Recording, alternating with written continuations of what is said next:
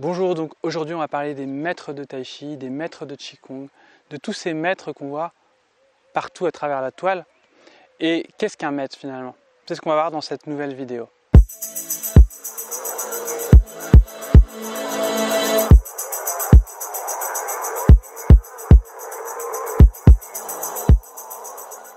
Donc on va parler des maîtres, parce qu'il y a beaucoup de gens en fait. Il y a beaucoup d'endroits où on voit maître un tel, grand maître, maître suprême. Finalement, personnellement, je suis pas sûr d'en avoir rencontré, peut-être un, mais un maître déjà, il est dans l'humilité totale, un véritable maître. Quand on parle de maître, après moi je pense que on pourrait dire il y a des maîtres dans le sens comme un maître d'armes, comme un maître menuisier, je pense qu'il y a cette partie-là, il y a des gens qui parlent de maître dans ce sens-là. Mais je trouve que c'est de l'usurpation d'identité, parce que quand on parle de maître dans les arts martiaux, en général, on parle de maître suprême, quoi. De maître qui a des potentialités supérieures, qui a atteint un certain éveil intérieur. Et aujourd'hui, personnellement, j'en ai pas la conscience d'en avoir rencontré. Et de toute façon, ces maîtres, pour moi, ceux qui se prétendent maîtres, ceux qui s'intitulent maîtres, c'est paradoxal, c'est-à-dire que quand on est maître, on ne s'intitule pas maître. Il y a l'humilité qui est présente. Donc je sais que cette vidéo, elle va être encore un peu trash, elle va encore un peu perturber les gens. Aujourd'hui, j'ai encore envie de parler, j'ai encore envie d'exprimer ce que je pense, sans censure. Et donc je trouve qu'il y a trop de maîtres aujourd'hui. S'il y avait autant de maîtres, le monde ne serait pas aussi chaotique. Et surtout, ils nous montreraient leur potentialité.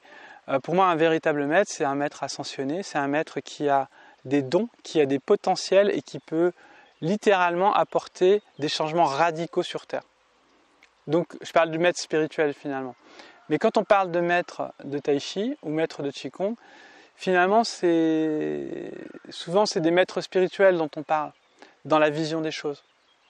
C'est pour ça que les gens, quand ils m'appellent maître, c'est quelque chose moi qui me convient pas. Maintenant j'ai dit ouais, ça sert à rien de lutter contre, mais quelque part c'est une sorte de domination indirecte et ça crée des séparations en fait. Ça crée des séparations et c'est quelque chose que en plus moi je suis pas du tout réglé, je suis pas ascensionné, Par contre je suis sur le chemin et je pense que c'est ça qui est important. C'est comme quand on dit maître, c'est comme si on avait atteint la fin du chemin, quoi. Où on a atteint le sommet, mais quand on atteint le sommet, on redescend en général. Donc moi, j'ai pas envie d'être au sommet, mais j'ai envie d'avancer en permanence pour avoir toujours quelque chose de plus haut, toujours des objectifs plus hauts dans mes entraînements, dans ma pratique, dans ma philosophie, dans ma vision des choses. Je me remets à jour et surtout, il y a une des choses aussi qui est géniale, quand les gens se prétendent maîtres, en fait, le truc qui est dangereux, c'est qu'ils n'ont plus le droit à l'erreur. Ils n'ont plus le droit à l'erreur. C'est-à-dire que quand tu es maître, tu as raison tout le temps, tu ne te trompes jamais. Et donc, du coup, en fait, tu es grillé, quoi. Tu es grillé parce que du coup, tu es obligé de faire semblant. Tu es obligé de mettre ton masque. Et des personnes comme ça, j'en ai rencontré. J'ai pas envie de citer les personnes, hein, mais j'en ai rencontré, c'est-à-dire des personnes qui se disent maîtres, ou en tout cas qui donnent l'impression aux autres d'être des maîtres. Et le truc qui est hallucinant, c'est que ces gens-là ont beaucoup de succès parce que ça fait rêver les gens. Parce que quelque part, pour moi, je pense qu'on est tous maîtres, on a tous ce chemin de maîtrise à développer, et donc on aura toujours un chemin au-dessus de nous. Même quand on arrive à certains seuils, on doit toujours aller plus haut. Et donc quand on se prétend maître, ça veut dire qu'on a fini le boulot, quoi. Maintenant c'est fini pour nous et que maintenant on peut être en retraite, quoi. Mais c'est pour ça que le mot maître, j'ai vraiment du mal avec ce mot. Donc le truc aujourd'hui, c'est juste un petit peu pour démasquer un peu ces gens qui se prétendent maîtres, maître suprême, grand maître, et qui ne le sont pas. Et surtout, quand on commence à regarder leur pratique et quand on commence à voir les défauts des maîtres, il y a un souci. C'est-à-dire que quand notre regard il évolue, on observe des choses, on observe des principes. Est-ce qu'il a l'esprit animal? Est-ce qu'il y a du souffle interne? Est-ce qu'il travaille avec les 4 dimensions, avec les différentes dimensions? Et on se rend compte qu'il y a des choses dont il n'a pas conscience, et quand on voit que ce gars-là, il a toute une tribu derrière, et qui se prétend maître, à un moment donné, c'est dommage parce que les gens vont se faire avoir en fait. Chacun fait son propre chemin, donc il n'y a pas de souci.